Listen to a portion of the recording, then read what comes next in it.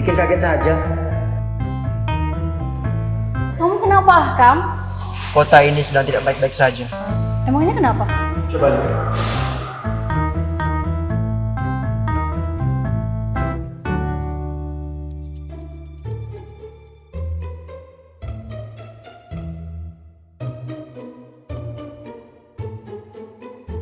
Ya ampun, Ahkam. Cuman itu. Kirain ada apa? Nur, kamu anggap hal itu sepele? Emang boleh sepenting itu? Kan bagus kalau kita pakai bahasa asing. Jadi sambil belajar gitu. Kamu nanya. Ya jelas penting dong.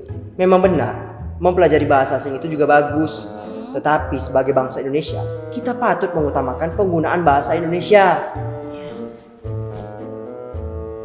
Tunggu. Tadi kamu bilang pengutamaan bahasa Indonesia itu penting. Emang ada hukum yang ngatur? Ini nih, contoh orang yang kerjaannya cuma nonton kartun setiap hari. Emang ya? Kamu jangan ngeselin ya. Oke. Coba jelasin yang tadi.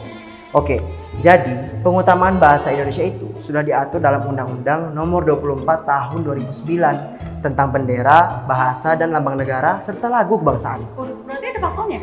Ada, pasal 1 ayat 2. Berarti emang penting banget ya? Iya, betul Nur. Selain itu apa ada regulasi yang lain? Tentu ada lagi dong. Peraturan Presiden Nomor 63 Tahun 2019 tentang penggunaan bahasa Indonesia. Terus kalau ada turis datang ke sini gimana? Ntar kalau kita pakai bahasa Indonesia mereka nggak ngerti. Nah, justru itu akan menjadi titik di mana kita memperkenalkan bahasa Indonesia.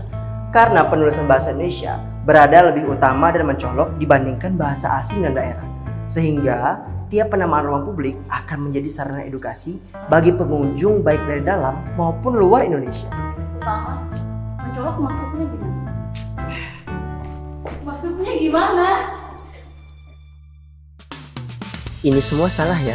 Pengutamaan bahasa negara itu harus ditulis paling atas. Jika ada bahasa daerah, maka bahasa daerah harus ditulis terlebih dahulu di bawah bahasa negara.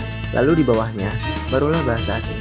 Namun, jika ada dua bahasa, maka bahasa Indonesia wajib ditulis paling atas. Lalu di bawahnya barulah bahasa asing. Dengan ketentuan, ukuran bahasa Indonesia lebih besar serta menggunakan warna yang lebih mencolok.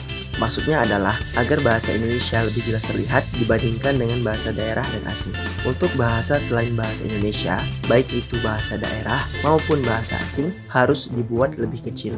Dan jangan lupa, tulisannya harus bercetak merah. Oke, sekarang aku paham. Berarti kita selaku generasi muda harus peduli dengan pengutamaan bahasa Indonesia di ruang publik. Untuk memulainya, bisa dimulai dengan diri sendiri, benar? Ya, betul sekali Nur. Ini juga merupakan salah satu upaya kita untuk menjadikan bahasa Indonesia menjadi salah satu bahasa internasional. Yuk, utamakan bahasa Indonesia. Lestarikan bahasa daerah, kuasai bahasa asing. Salam literasi. Sadar ruang, sadar waktu, sadar diri kita mampu mengenal kekayaan negeri dan bahasamu. Bergandengan tangan